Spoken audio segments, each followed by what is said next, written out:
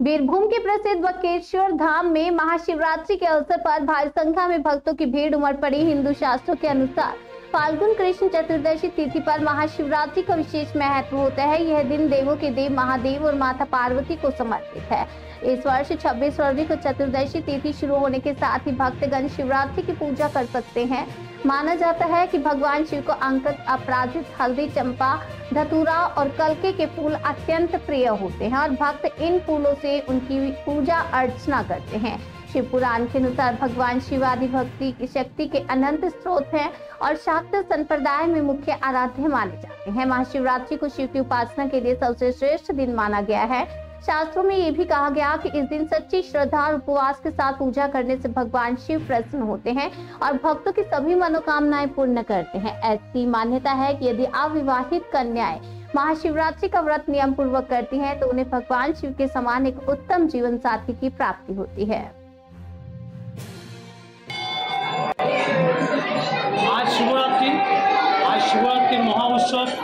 এই উৎসবে বহু ভক্তজন আসছেন এবং তারা পুজো করছেন। সেই পুজোর জন্য প্রচুর ভিড়। আমরা চেষ্টা করছি, সমস্ত সেবায়তগণ চেষ্টা করছে লাইনটাকে কন্ট্রোল করার এবং সেই কন্ট্রোল অনুযায়ী চলছে পুজো চলছে। শিবরাত্রির বক্রেশ্বর বাবার মন্দির এবং পাশে মায়ের মন্দির, সেখানেও পুজো চলছে। পাশে যে ছোটো ছোটো শিব মন্দিরগুলো আছে সেই শিব মন্দিরেও পুজো চলছে। মূল বক্রেশ্বর বাবার মন্দিরে পুজো চলছে এবং মায়ের মন্দিরে পুজো চলছে। ओम नमः शिवाय, ओम नमः शिवाय, ओम नमः शिवाय, हर हर महादेव।